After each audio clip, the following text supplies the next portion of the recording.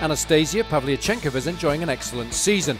She was a finalist in Brisbane in her first event of the year, a winner in Monterrey in early April, and here at the Portugal Open she's through to her third final, her first on clay. And she credits much of her improvement down to her relatively new coach Martina Hingis and the close relationship they enjoy. She was a great athlete, great player.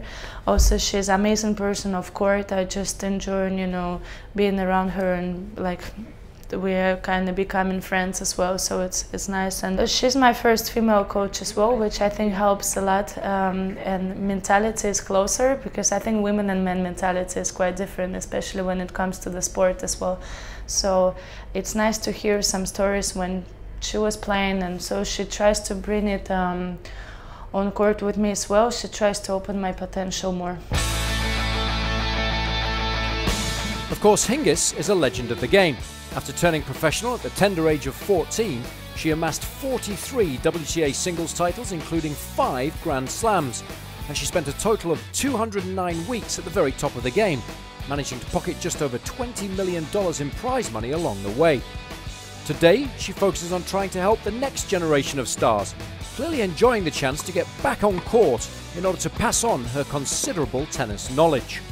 I do enjoy playing tennis myself a lot, because when I stopped I didn't play that much for almost 2 years, and just occasionally, and now in the last 2-3 years I've been back on court a lot more, and I love it, because that's one thing that I do best, and I think I have the most knowledge about that, and the education is there for the last 30 years, so no one can take that away from me. And working with Nastya, it's been a pleasure, and now we're in the finals. I'm looking forward to that.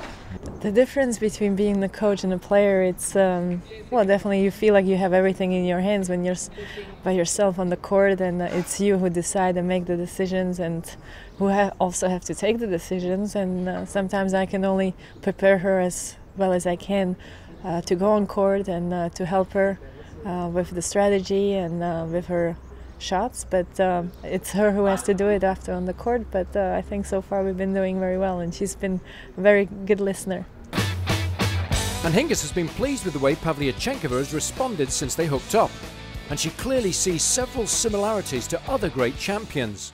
She has great education already, what she brought with her from her parents, from her dad, that she knows pretty much about the game. And also, they ask me why, with Nastya, she has a different game from me. I mean, it's the one actually that I didn't like so much. It's pretty much Serena's or Lindsay Davenport. She has a lot of power, and I think that's you have to work on her weapons, and I think she's doing better week after week.